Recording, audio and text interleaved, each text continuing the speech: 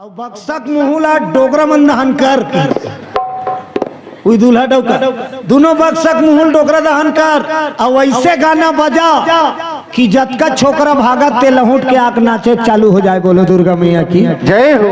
ऐसे गाना बजा डोकरा मन बंद हो जाए, छोकरा मन चालू। वो दुल्हा तक घुसा गए मुर्शद संगवारी बागती खून बरस जाएगा